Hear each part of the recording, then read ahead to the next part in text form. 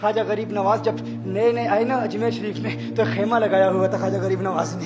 خیمے میں خواجہ غریب نواز عصر سے لے کر مغرب کے وقت تک روتے رہتے تھے. ایک نوجوان اجمیر سے باہر گیا ہوا تھا پڑھنے کے لیے, کچھ عرصے کے بعد واپس آیا اور اس خیمے کے قریب سے گزر ہوا اور گزرا تو رونے کی آواز آئی. فوراً دیکھتا ہے کہ خواجہ غریب نواز رو رہے ہیں, ابھی غیر مسلم ہے, اسلام قبول نہیں کیا. فوراً گھر جاتا ہے, ماں سے پوچھتا ہے, ماں یہ مسلمانوں کا گرو کیوں روتا ہے, مسلمانوں کا بابا کیوں روتا ہے؟ میں ہر روز گزرتا ہوں, عصر سے مغرب کے مابین جو وقت ہے یہ روتا ہے. ماں نے کہا جاؤ اس سے پوچھ لو کیوں روتا ہے. وہ نوجوان خواجہ غریب نواز کے خیمے کے اندر آیا, کہا بابا میں ہر روز یہاں سے گزرتا ہوں, آپ کے رونے کی آواز آتی ہے, بتائیے آپ کیوں روتے ہیں؟ کہا جاننا چاہتے ہو میں کیوں روتا ہوں؟ میں نے ایک مدت اپنے مرشد کے ساتھ گزاری ہے, مرشد کی خدمت میں گزاری ہے, مجھے اپنے پیر کی یاد رلاتی ہے, پیر کی یاد رلاتی ہے. میں عصر سے مغرب کے وقت تک اپنے مرشد کی یاد میں روتا رہتا ہوں. اس نوجوان نے کہا اچھا میں نے تو سنا تھا کہ انسان کو جب درد ہوتا ہے, تکلیف ہوتی ہے تو تکلیف انسان کو رلاتی ہے, آپ کو تو محبت ہے, یہ محبت میں بھی انسان کو رونا آتا ہے؟ کہا ہاں ہاں ہے نوجوان, انسان محبت میں بھی روتا ہے. کہا تو پھر مجھے بھی رونا ہے, میں بھی رونا چاہتا ہوں, مجھے بھی رونا سکھا دیجئے. کہا تو رونا چاہتا ہے؟ رونا چاہتا ہوں. کہا ٹھیک ہے, دو شرطیں ہیں, مسلمان ہو جا اور میرا مرید ہو جا. کہا میں ماں سے اجازت طلب کروں گا. ماں کے پاس گیا اجازت لینے کے لیے. ماں نے کہا تو ضدی ہے, جب تو ارادہ کر لیتا ہے, جو ارادہ کرتا ہے تو پورا کرتا ہے, جا جو کرنا چاہتا ہے کر لے. خواجہ غریب نواز کے بارگاہ میں حاضر ہوا, عرض کرتا ہے بابا میں پھر مسلمان ہونا چاہتا ہوں, مجھے مرید کر لیجئے. خواجہ غریب نواز نے مرید کر لیا, خواجہ غریب نواز کا مرید ہو گیا. اب خواجہ غریب نواز نے کہا اب وقت سارا میرے ساتھ گزرے گا, ناشتے کے وقت خواجہ غریب نواز کے ساتھ, سحری کے وقت خواجہ غریب نواز کے ساتھ, سحر کے وقت خواجہ غریب نواز کے ساتھ, پورا دن اسے خواجہ غریب نواز کے قرب کی کچھ ایسی عادت ہو گئی, خواجہ غریب نواز کا دیوانہ ہو گیا, ان کا عاشق ہو گیا. کچھ عرصہ گزرا, خواجہ غریب نواز نے فرمایا اب تیرے لیے 3 دن کی چھٹیاں ہیں, 3 دن کے لیے چھٹیاں ہیں, 3 دن کے لیے چلا جا. اس نے کہا مسئلہ ہی کوئی نہیں, ایشو ہی نہیں, پرابلم ہی نہیں, ٹھیک ہے 3 دن کے لیے چلا جاتا ہوں. اب جب 3 دن کے لیے گھر گیا, کہا 3 دن کے لیے تو اب مجھ سے ملاقات نہیں کر سکتا, مجھ سے ملنے کی اجازت نہیں ہے. اس نے کہا ٹھیک ہے نہیں ملوں گا. گھر گیا, پہلے دن جب گھر گیا یہ وہ نوجوان تھا جو 3 روٹیاں کھایا کرتا تھا, آج ایک لقمہ بھی نہیں کھا پایا, ایک لقمہ بھی نہیں کھا پایا. اسے کچھ ہو گیا, کہہ رہے مجھے کچھ ویکیوم سے محسوس ہو رہا ہے, کچھ دل میں کمی سی محسوس ہو رہی ہے.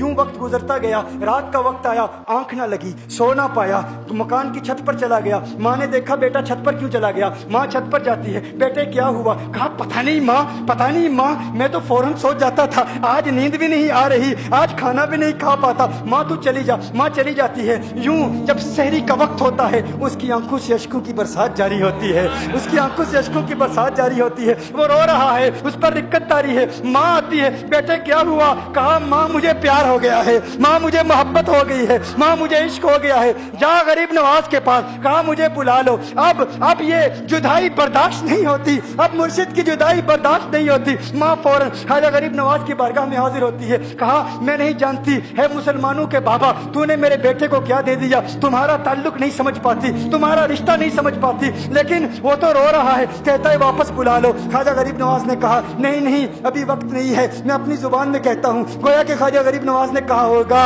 ابھی تو ابتدائی عشق ہے, روتا ہے کیا, آگے آگے دیکھ ہوتا ہے کیا. تیری تمنا تھی, تیری خواہش تھی کہ محبت میں رونے کی عادت ہو جائے, ابھی تو ابتدا ہے. ماں کو واپس بھیج دیا, کہا واپس چلی جا. اسے کہا ابھی اجازت نہیں ہے, وہ واپس چلی جاتی ہے. بیٹے کو بتاتی ہے کہ ہے میرے بیٹے وہ تو اجازت نہیں دے رہا. کہا ماں سن لے, اب اگر نہ بلایا تو میں مر جاؤں گا, یہ محبت مجھے مار ڈالے گی. ماں اگر مجھے زندہ دیکھنا چاہتی ہے تو میرے مرشد کو راضی کر لے, میرے مرشد کو بتا دے اب یہ جدائی برداشت نہیں کر سکتا. ماں فوراً غریب نواز کی بارگاہ میں حاضر ہوتی ہے. کہا ہے غریب نواز کرم فرمائیے, مجھ ماں کی تمنا ہے, مجھ ماں کی آرزو ہے, وہ مر جائے گا. کہا ماں کی تمنا ہے, تیری بات مانتا ہوں, جا اسے واپس بھیج دے. وہ فوراً بھاگتا ہوا خواجہ غریب نواز کی بارگاہ میں حاضر ہوتا ہے. اس وقت خواجہ غریب نواز اپنے مریدوں کو درس دے رہے ہیں, ایک مجمع لگا ہوا ہے. وہ فوراً خواجہ غریب نواز کے دروازے پر کھڑا ہوتا ہے اور پھر مرید یہ منظر دیکھ رہے ہیں, خواجہ غریب نواز کو دیکھتا ہے, خواجہ غریب نواز اسے دیکھتے ہیں. اور میں نے کہا تھا نا نگاہ مست ملائی تو میں پلا کے اٹھے,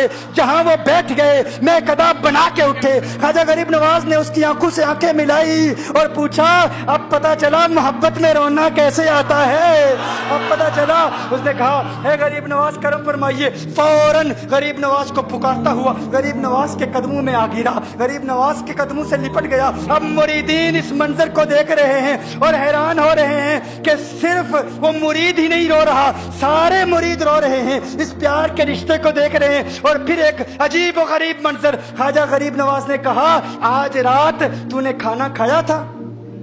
कहा नहीं खाया था, नहीं खाया था। ख्वाजा गरीब नवाज ने फरमाया, मैंने भी नहीं खाया था, मैंने भी नहीं खाया था, मैंने भी नहीं खाया था। फिर ख्वाजा गरीब नवाज ने फरमाया, आज रात सोया था? कहा नहीं सोया था। कहा आंख मुझे भी नहीं लगी, नींद मुझे भी नहीं आई। ये मंजर सब मुरीद देख रहे हैं, वो मुरीद भी रो रहा है और ख्वाजा गरीब नवाज की आंखों में अश्कों की बरसात जारी है। ये वो रोने वालों का मकाम है।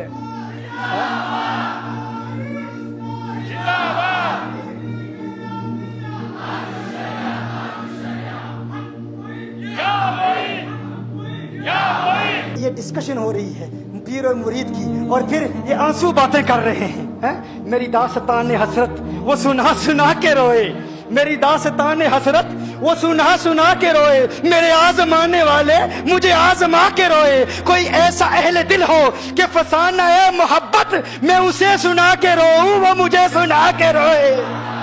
मैं उसे ये रोने और हम रोने पे आ जाएं तो दरिया ही बहा दें। ये चिश्तियों का रोना है, हम रोने पे आ जाएं तो दरिया ही बहा दें। शबनम की तरह हमें रोना नहीं आता।